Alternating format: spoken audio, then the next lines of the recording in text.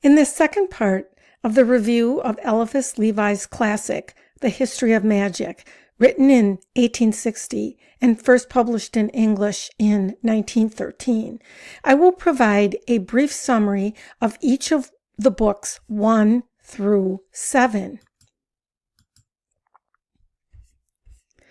In Book 1, Eli talks about the derivations of magic. And he begins with a mention of the apocryphal book of Enoch and the angels who consented to fall from heaven in order to have intercourse with the daughters of earth. He says the legend of the Kabbalistic book of Enoch is a variant account of the same profanation of mysteries described in symbolic terms in the history of the sin of Adam.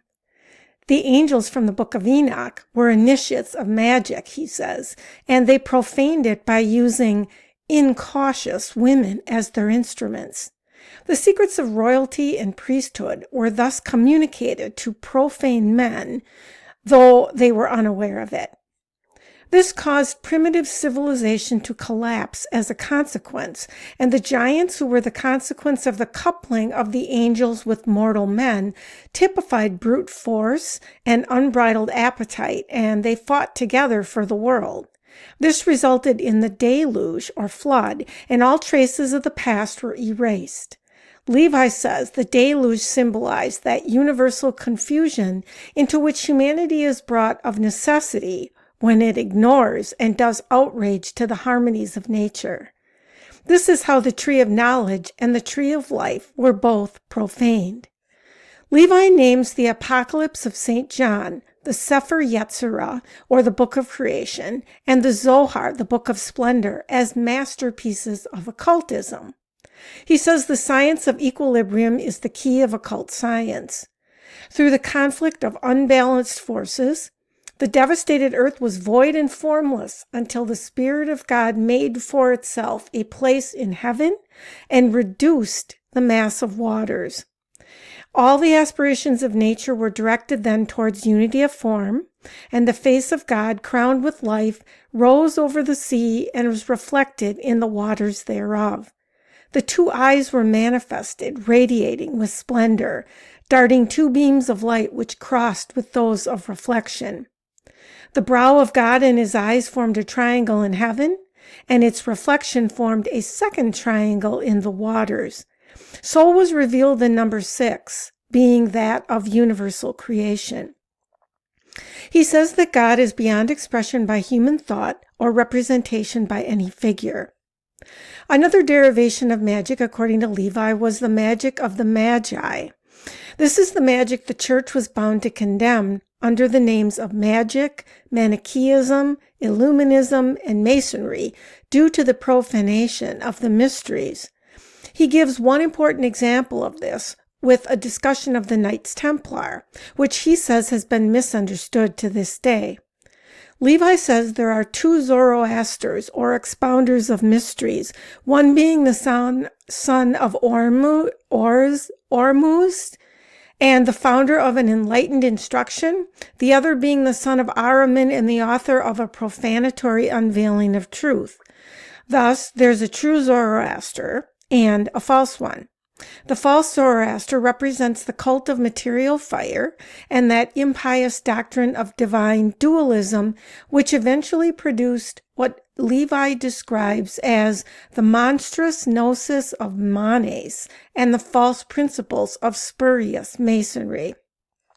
The doctrines of the true Zoroaster are identical with those of pure Kabbalism, and the doctrines of the false Zoroaster were the possessors of secrets which gave them mastery over the occult powers of nature. Levi says the sum of these secrets might be termed transcendental pyrotechny, for it was intimately related to the deep knowledge of fire and its ruling.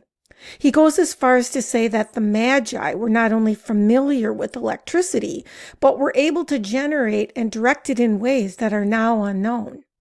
Magic, Levi says, is a science. To abuse it is to lose it, and it is also to destroy oneself.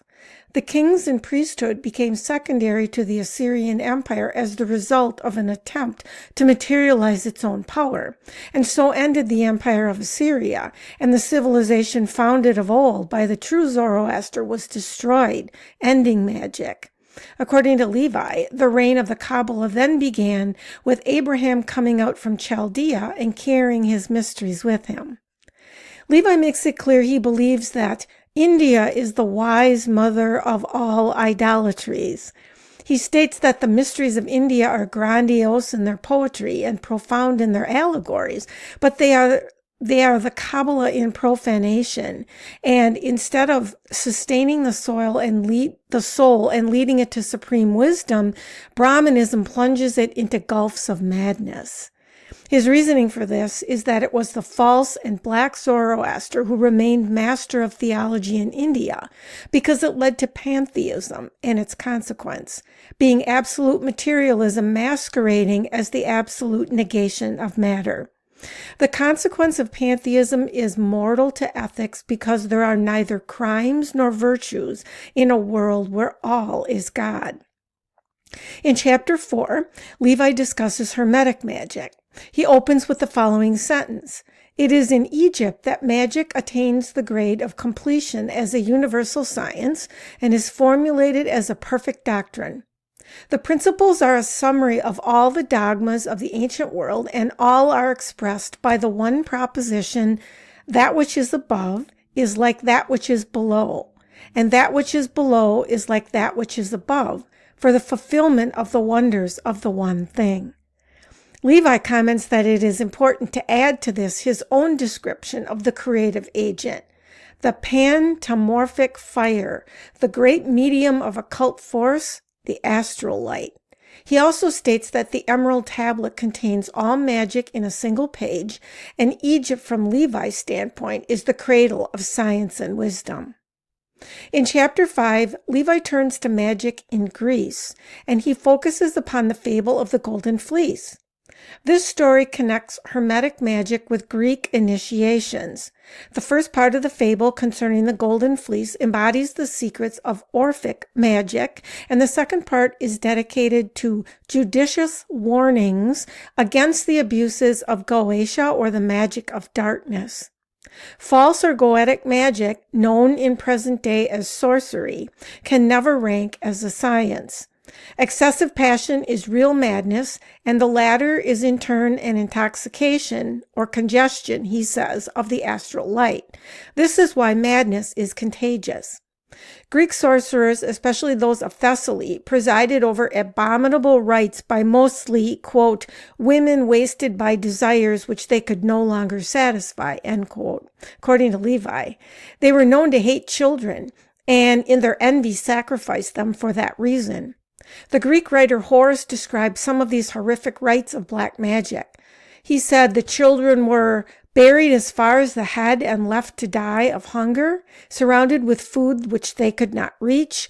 Hands, head, and feet were cut off and boiled with their fat and grease, and an ointment made by combining this with the juice of henbane, belladonna, and black poppies. They put this ointment on themselves, and it caused them to fall into a lethargy full of unbridled and luxurious dreams. In chapter 6, Levi discusses the mathematical magic of Pythagoras. He says that Pythagoras possessed the faculty which by us is termed second oversight and was then known as divination. When asked to what knowledge he owed his power, he answered, "To the science of light." Pythagoras believed above all things in the soul's immortality and in the perpetuity of life. He is said to have been conscious of his previous incarnations. Last but not least, in chapter 7, Levi talks about the Holy Kabbalah. He calls it the origin of true science and says that the Holy Kabbalah is the tradition of the children of Seth, taken from Chaldea by Abraham, communicated by Joseph to the Egyptian priesthood, ingarnered by Moses, concealed by symbols in the Bible, revealed by the Savior to St. John, and embodied in its fullness in hieratic images analogous to those of all antiquity in the Apocalypse of St. John. God for the Kabbalists is not a human figure. He is the intelligent, the loving infinite. He is neither the totality of all beings, nor being in abstraction, nor a being who is philosophically definable. He is in all things, being more and greater than all. It is not possible for man to understand God in himself. He is the absolute of faith, but the absolute of reason is being. Being is self-existent and is because it is. The cause of being is being itself. At the end of this chapter, Levi discusses one of the most dangerous secrets in the domain of magic, the existence of fluidic larvae, known in ancient theurgy under the name of elementary spirits. The reason the secret is so dangerous is because it verges on the great magical arcanum. The truth, according to Levi, is that the evocation of elementary spirits implies power to coagulate fluids by a projection of the astral light, and this power so directed can produce only disorders and misfortunes. He explains the grounds of his hypothesis and the evidence of its probability as follows. Spirit is everywhere and is that which animates matter. It overcomes the force of gravity by perfecting the vehicle which is its form. We see everywhere around us how form develops with instincts until intelligence and beauty are attained.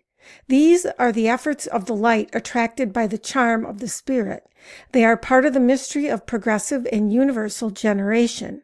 The light is the efficient agent of forms in life because it is both motion and heat. When fixed and polarized around a center, it produces a living being and draws thereafter the plastic substance needed to perfect and preserve it. This plastic substance is, in the last analysis, formed of earth and water, and with good reason is denominated slime of the earth in the Bible. But this light is in no wise spirit, as believed by the Indian hierophants and all the schools of Goetia. It is only the spirit's instrument. Nor is it the body of the protoplastes, although so regarded by the theurgist of the schools of Alexandria. It is the first physical manifestation of the divine breath. God creates it eternally, and man, who is the image of God, modifies and seems to multiply it. Such larvae have an aerial body formed from vapor of blood, for which reason they are attracted towards spilt blood, and in older days drew nourishment from the smoke of sacrifices. They are those monstrous offspring at nightmare which used to be called incubi and succubi. When sufficiently condensed to be visible, they are as a vapor, lingered by the reflection of an image. They have no personal life, but they mimic that of the magus who evokes them, as the shadow images the body. They collect above all about idiots and those immoral creatures whose isolation abandons them to irregular habits. Such larvae draw the vital heat of persons in good health, and they drain those who are weak rapidly. Hence comes the histories of vampires, things of terrific reality which have been substantiated from time to time. This explains also why in the neighborhood of mediums, who are persons obsessed by larvae, one is conscious of a cooling on the atmosphere.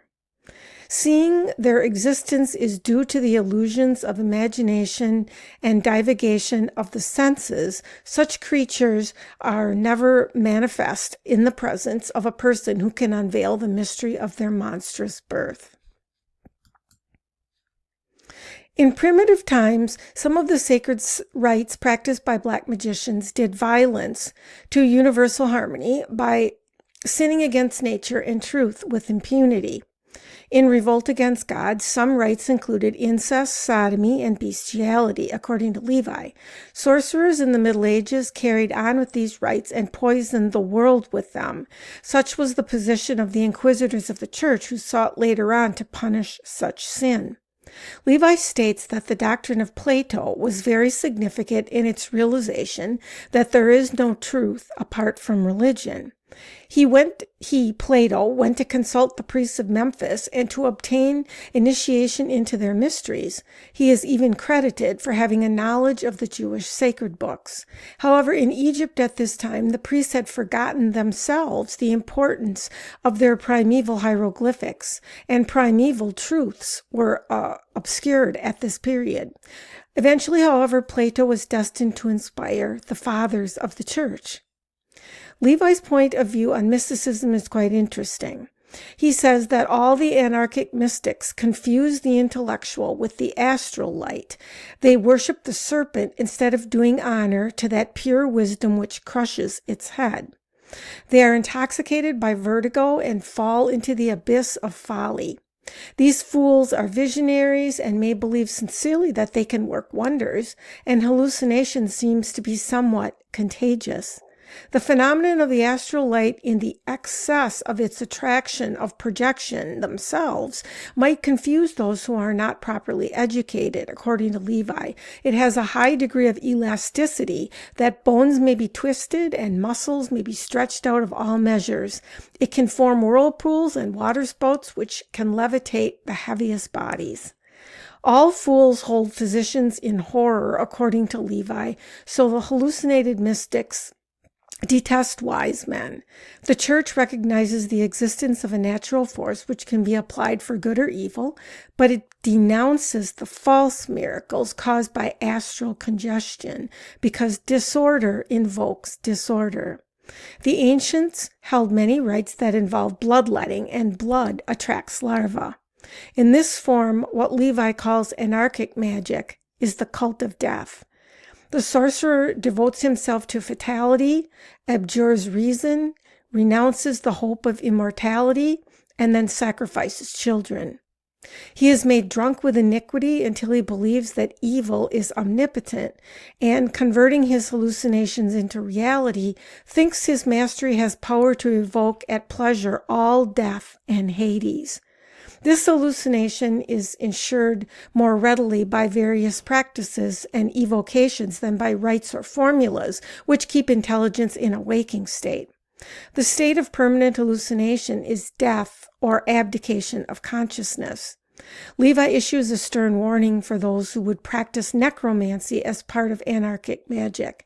He says, "Were it permitted anyone to attract by means of conjurations the souls floating in darkness but aspiring toward the light, such a person would be begetting retrograde and posthumous children, whom he must nourish with his own blood and with his own soul. Necromancers are makers of vampires, and they deserve no pity if they die devoured by the dead."